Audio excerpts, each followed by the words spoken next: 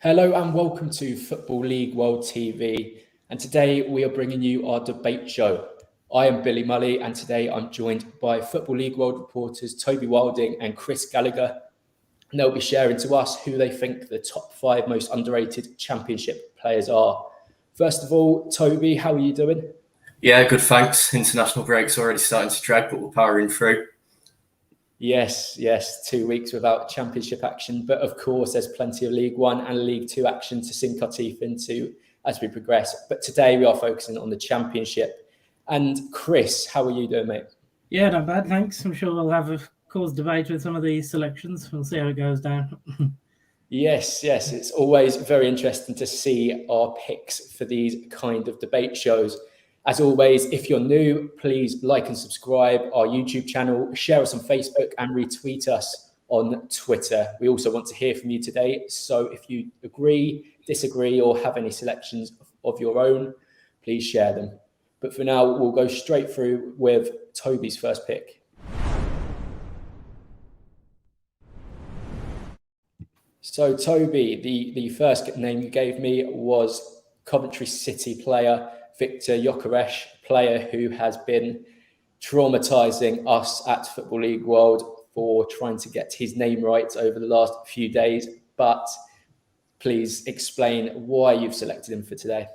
Yeah, I went for Gyökeres, obviously, because, you look at his form last season on loan for both Swansea and Coventry across those two clubs. Got 30 league games last season and only scored 3 times. So you look at that sort of record and you think Coventry have taken a bit of a risk by bringing him back to the club permanently this summer, but it has paid off for them massively. 9 in 11 already this season. It's just an incredible record when you think about what he'd returned before. So I think that's hugely impressive for him. And you just look, I think he's got that sort of form. He's got him now back into the Sweden setup. So that just sort of shows you how well he's doing. So I think, given the fact that it's almost come out of the blue a bit this season, what he's been doing, I think that's sort of why I've gone for him to sort of still be in this sort of underrated category. I don't think anyone sort of saw this coming or really tipped for it to happen. So you've got to give him credit for the return he's come up with so far this season. Certainly, and coming back to you there, Toby, do you think that it can be sustained, his goal scoring form? Is he in contention of winning the Golden Boot this year? Yeah, I don't see why not at the minute. We've seen in the past players, even when perhaps their clubs can't say maintain their push at the very top of the table. I'm not saying that Coventry won't do that. That's something that's only going to become clear as the season goes on. But even if they don't, we know that players can still continue to sort of maintain their own goal scoring record. So there's no reason why you can't do it in that sense. And I think the experience now in getting back into the Sweden setup, that could help him as well massively. Playing with that sort of international quality player and the confidence boost it could give him. When you combine all that together, I don't see why, with the momentum he's got now, he can't continue that for the rest of the campaign. And we'll also now come to Chris's pick, which is still in Coventry.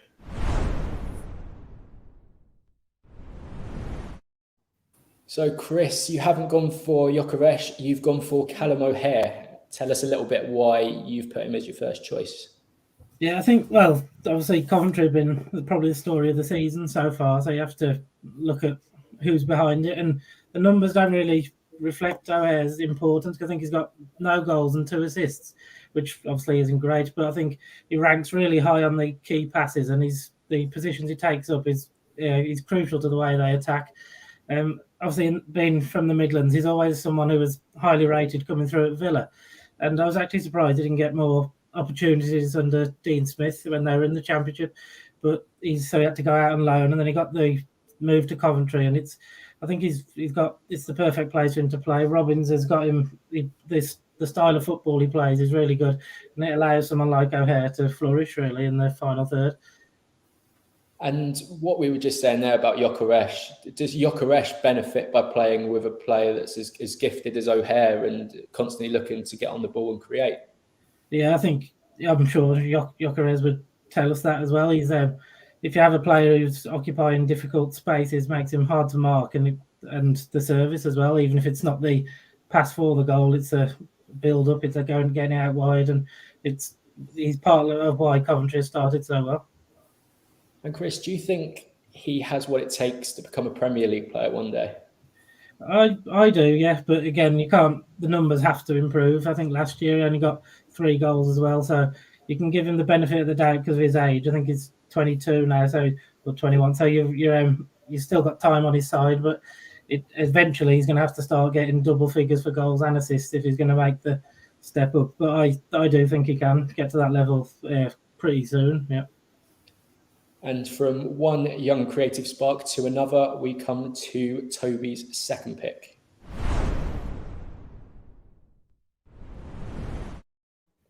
So Toby has gone for Sorba Thomas from Huddersfield. Obviously just been called up to the Wales squad, has made an excellent start to this season for Huddersfield. And what else has sort of drawn you to him in sort of your selection here?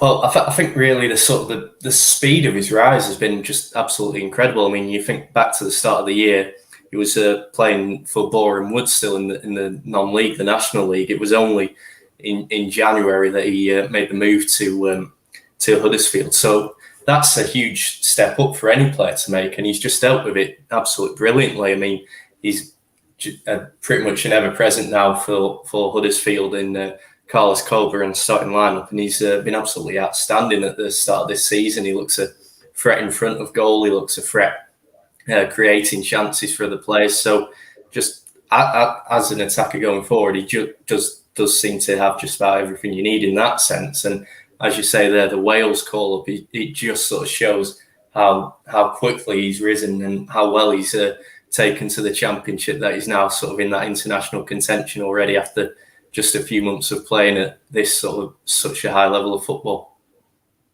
Certainly, his rise has been sort of well documented. A lot of people are following it, expecting him to go on to big things. So, exactly how high is that ceiling? Well, it's like we were sort of saying with O'Hare there. I mean, could he go on to the Premier League? You look at how quickly he's adapting so far. Why not? I mean, he's going to be sort of playing with a few Premier League quality players potentially in the Wales setup, so we'll get that experience there. That might sort of clear things up a bit more. But again, you look at his age; he's still very early on in his career, 22 years old. So time's definitely on his side as well.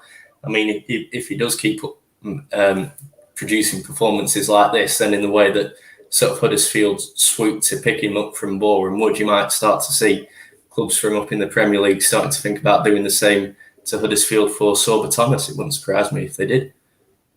Well, it is certainly exciting to see how he progresses in that Huddersfield team. And whilst we've started by talking about young and exciting players in the Championship, we'll take a little bit of a turn for Chris's next pick.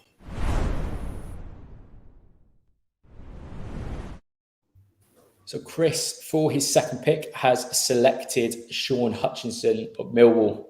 Obviously a player that has been in the game for a long time, with his sort of leadership responsibilities and his physical presence, making him a solid player in the Championship in recent seasons. And what do you think, Chris? What's drawn you to selecting him in this list? Yeah, I think a lot of Millwall players could get included, really. They don't seem to get the credit they deserve, especially defensively. I think Rowett's a very good defensive manager, and I could have picked the goalie, Balkowski, as well. I think he's very good. But Hutchinson's importance has been highlighted in the last 3 games, I think. He'd missed the start of the season and he's returned, and they've just came off the back of back-to-back 1-0s. And prior to that, they drew 1-1 at Forest, and that was a pretty fluky Max Lowe goal that is the only goal they've conceded in that time. So that just shows how important he is to Millwall. I think you touched on it there, the responsibility, the leadership. He's the one who holds it together, and I think every team who comes up against Millwall is expecting you know it's not going to be easy, don't you? They're physical, they're hard to get through, and he's key to that at the back. And with him in particular, can he play a big role in Millwall's attempt to get into the playoffs this year? Does it sort of stem from that back line? Yeah, I think so. They've never have been prolific enough, have they? Millwall. Always seems to be a reliance on Jed Wallace in the final third. And so if they're going to be successful in trying to reach the playoffs, they're going to have to get the 1-0 wins as they have done in the past few games, and they're going to have to grind out results, and that stems from clean sheets. So I think Hutchinson's age, he knows he's not going to get a move to the Premier League. He probably lacks the technical ability as well, passing out. But if he's going to get there, he needs to do it with Millwall, and it's this season. I think they've got a chance of the playoffs. It's going to be tough, but yeah, that defensive record will be key to how well they do.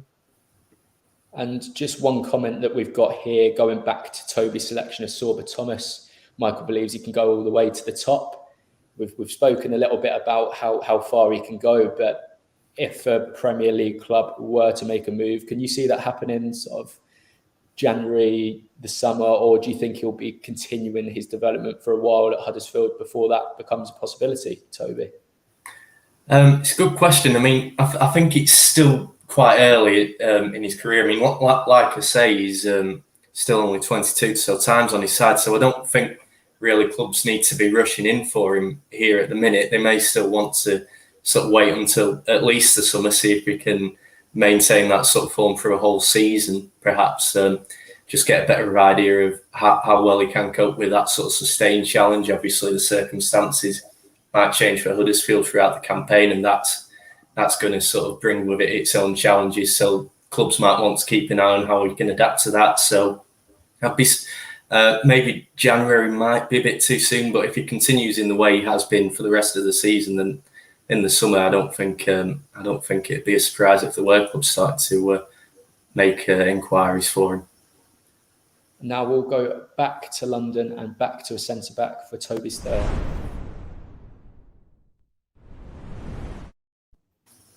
So Toby, Yohan Barbe is your third pick. Obviously, there's a lot of talent in that QPR squad. Is he one that perhaps goes under the radar?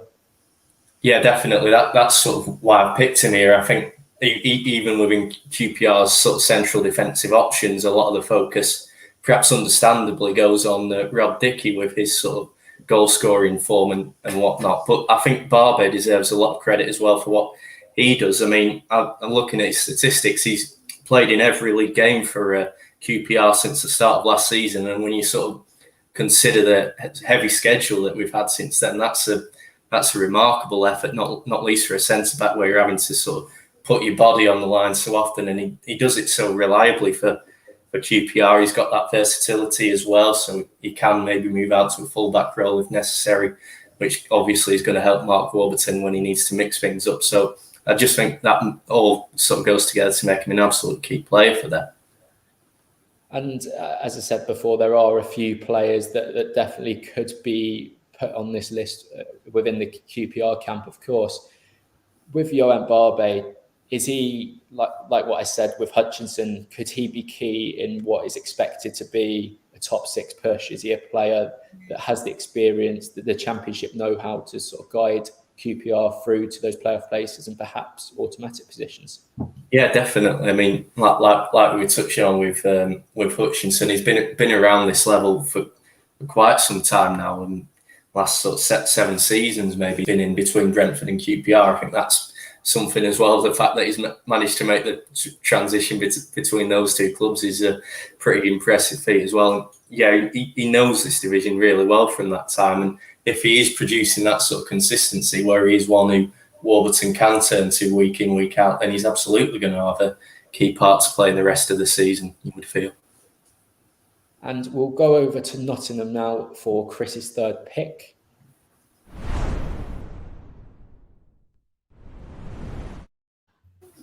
So, Chris, you have picked here Scott McKenna. What exactly do you think he brings to Nottingham Forest, and what sort of the ceiling for him? Can he continue sort of in the way he's going at the moment? Yeah, I think again he's underrated in the sense. I think most Forest fans would tell you he's a very good player, but to the outside, to the other fans, it's Joe Worrell seen as the main man at the back. He's the one who gets linked regularly with the Premier League moves. But I think McKenna's like every bit as good as him. I also think Cooper's going with the 3-4-3 formation could also help him quite a lot as the left side, because he's got the ability to step out and I think Cooper's mentioned the need for a defender to join up into the attacks regularly, and I think McKenna's is a very good defender, but he's also got the ability to play out at the back. And I think it reminds me a bit in that if he can carry on like Jack O'Connell for Sheffield United in the left of the back three, I think he's got similar qualities. He's aggressive, and I think he could have a similar rise, if you will, if he gets a chance in the Premier League, whether that's with Forest or a move. And as you said there, he's been trusted in sort of the more the left-sided centre-back role at the moment. And do you think that's something that they'll continue to sustain, or can you see him as the more central player as time progresses? No, I think the left foot is good. He's very good at the diagonal balls as well. I think that it suits him perfectly, to be honest. And Cooper's not going to change after the way Forest has started. So I think that looks like a good defensive unit for Forest, and he'll be key to that. But he also needs to keep pushing forward to help to offer that other side of his game when he does step out. And keeping on this theme of defenders, we'll come to Toby's fourth pick.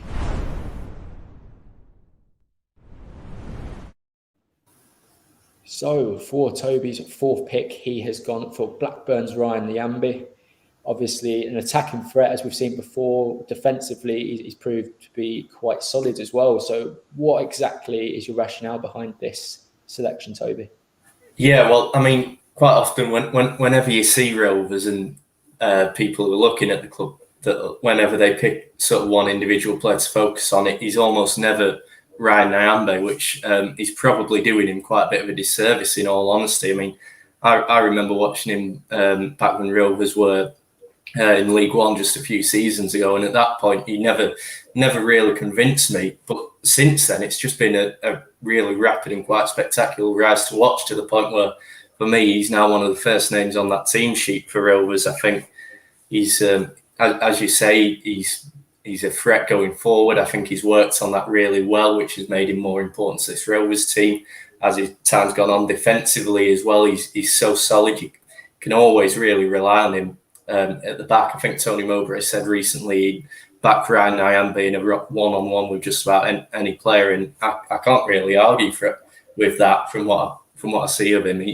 He's just a really solid player. Obviously, he's come up through the academy at Rovers as well, so that helps in terms of the backing he gets from the Ewood Park crowd. So it's just a brilliant rise. It's been great to watch over the past few years with him. Certainly, and as you say there, he's the physicality element to it as well. He's got the speed, he's got the technical ability, defensive prowess. He's certainly a player that's improved year upon year, and he's become integral in that Rovers side. One thing I will ask you is, do you think this year he's improved because obviously Pickering's come in and shown that sort of same attacking threat? Do you think that he's thought, I have to raise my game? I see this a little bit, not as competition for his place, but as competition within the fullbacks? Yeah, well, so with Pickering doing that on the left, I think probably there is a bit of an expectation on Nyambe to do that on the right as well, especially given if you look at Joe Rankin Costello, who's sort of been the main covering competition for Nyambe at right back almost by default through a lack of other options. He's more naturally an attacking player, Rankin Costello. And so with him being out injured at the minute so far this season, he's now gradually getting back towards full fitness. And given how we know Mowbray likes to use fullbacks in an attacking sense, that the fact that it's sort of working for Pickering on the left, it will add pressure for Nyambe, in that if he doesn't sort of produce that to the same extent, then there is someone coming back in Rankin Costello who can offer that same sort of threat as Pickering. But I do think that where Nyambe has the upper hand on Pickering massively is defensively. I think Nyambe's, like I said, probably the strongest fullback in that sense. So I sort of find myself feeling like perhaps you don't want to over-egg the attacking aspect too much on Nyambe if it's going to sort of force him into positions where he's perhaps getting caught out in the fullback area when other teams are going forward, which I feel like is perhaps slowly starting to creep into the game, maybe as a result of the emphasis being placed on that sort of attacking nature. I think also one other thing to note is sort of the last couple of games, the defeat at Huddersfield in midweek, he went off early in that with concussion, and then obviously because of the protocols around that, couldn't feature against Blackburn on Saturday. And both of those games, Rovers went from a being a pretty solid defensive unit to really being exposed. And admittedly, they missed Aaron Lenihan in the centre as well, but it was down that right-hand side of Nyambe's where without him, they really looked exposed. So I think that, again, just goes to highlight his importance to this team. And as always, we want to hear from you. Are there any selections that you've heard so far that you agree, disagree with? Any other names that you also want to put in the mix? But for now, we'll go on to Chris's fourth choice, and that's down in the Midlands.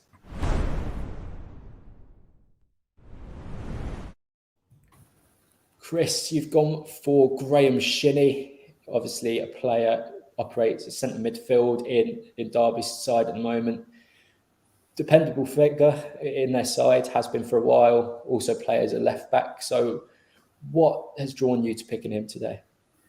I think Derby's start, it gets overlooked because of the points deduction. You kind of write them off, and especially if another one's coming as well, they're going to obviously really struggle to stay up. But they're actually around mid-table from the results they've picked up, and I think that's an excellent start, really, considering the circumstances Rooney had in pre-season.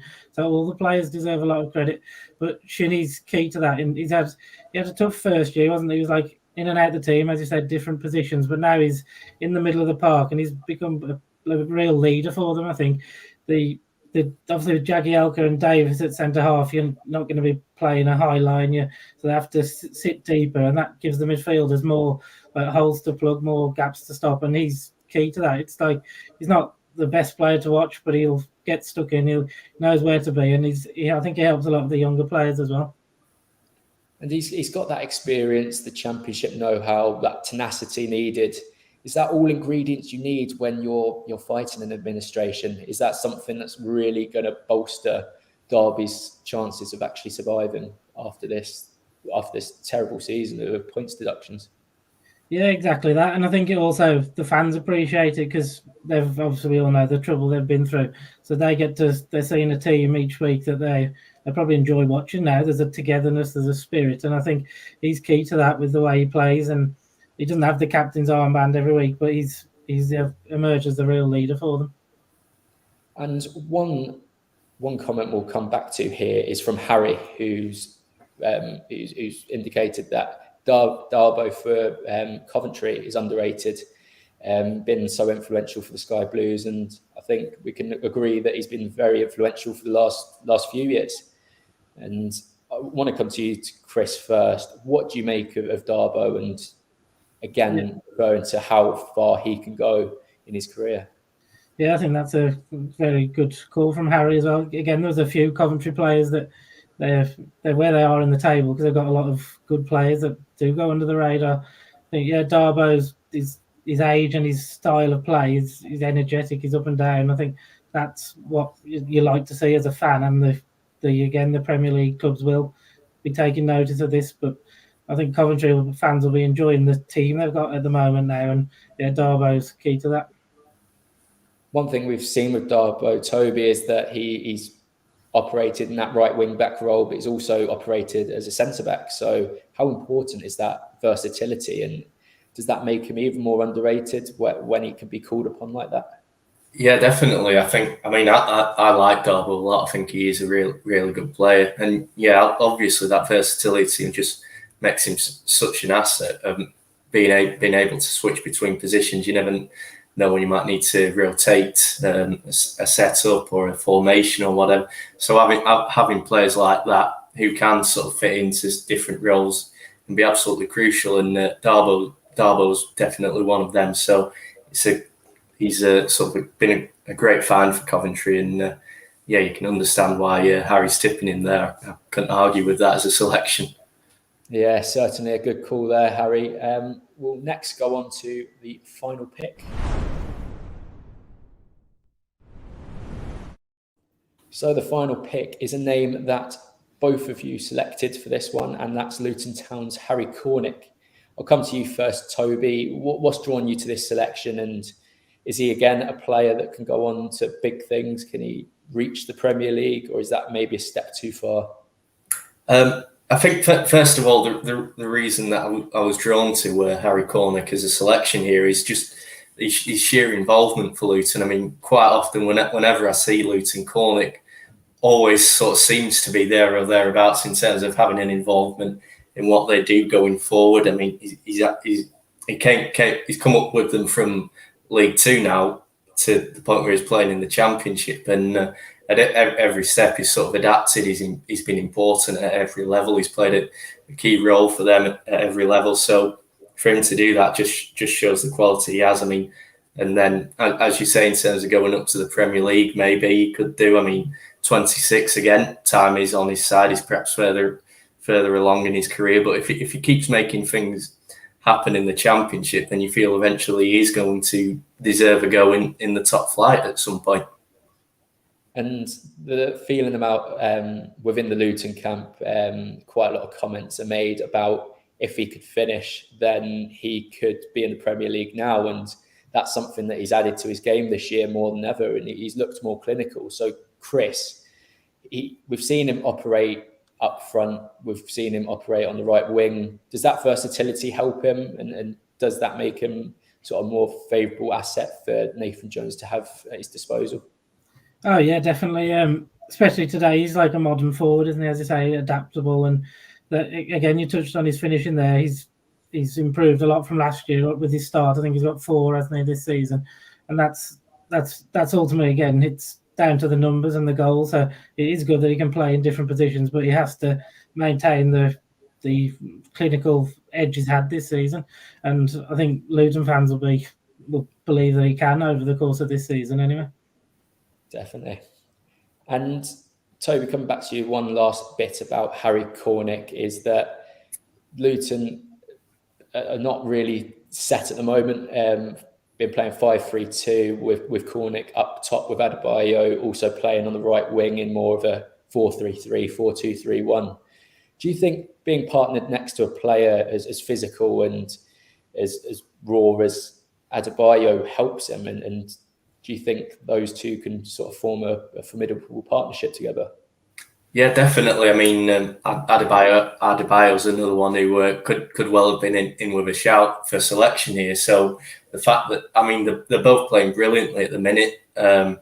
Both really made the step up well to the Championship in the past few seasons. So if that can sort of, the fact they've almost come up slightly different times, but they've come through a similar route, that's something that they can sort of link over. And I think, like you say, the physicality of Adebayo in contrast with Cornick, it allows them to almost play off one another.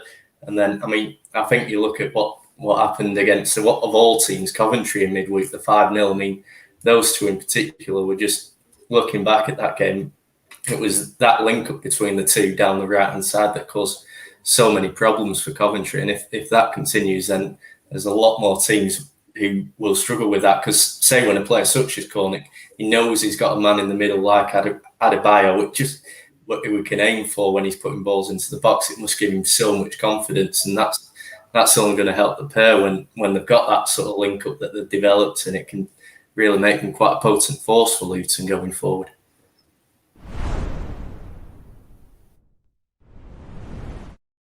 Well, that is all we have time for today in our debate show. Big thank you to both you, Chris and Toby. Also, big thank you to everybody that's watched today. And if you've enjoyed it and enjoy our shows, please like and subscribe to our YouTube channel. Also, we've got plenty more debate shows coming up and other types of shows. So keep posted and we will get back to you soon.